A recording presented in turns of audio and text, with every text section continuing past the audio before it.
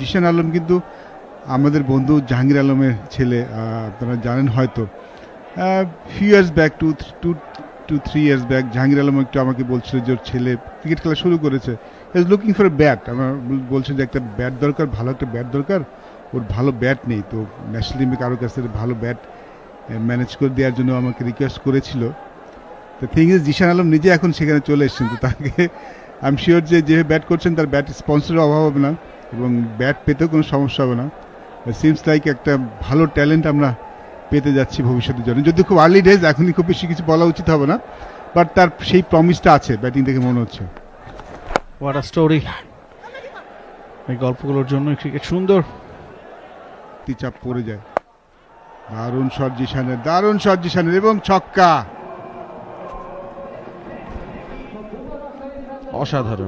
অসাধারণ আত্মবিশ্বাস যোগাবে জিশানকে এই ধরনের একটা শট। তামিম ইকবাল হয়তো হাঁটছেন, তবে নিজেও হয়তো ভেবেছেন চমৎকার একটা শট দেখলাম।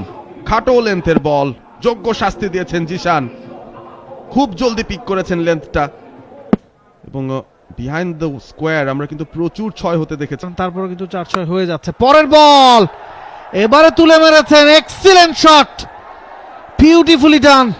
আরো একটা শট ডেলিভারি, তবে ফলাফল ওই একই। ভালো খুব ভালো জিশান আলম, এভাবেই খেলতে থাকো তুমি। শর্ট বল ছিল, অনেক ব্যাকআপ লেন্থে বল করেছিলেন, জায়গা পেয়েছেন, কিন্তু পাওয়ারফুল ব্যাটসম্যান, পাওয়ারফুল হিটার, বলটা একদম বাইরে ফেলে দিয়েছেন।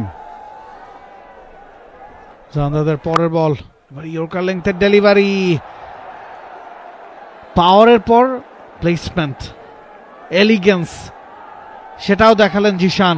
ব্যাক টু ব্যাক 6-6-4, শেষ 3 বলে 14 রান করেছেন।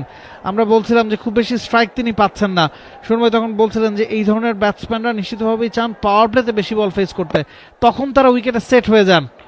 সেই কাজটাই করছেন Zeeshan. It will give him a lot of confidence. প্রত্যেকটা শটে আত্মবিশ্বাস নিংড়ে পড়ছে এই মুহূর্তে জিশান আলমের। ইনামুল বিজয় এসে প্রশংসা করলেন এই শটটার। Under pressure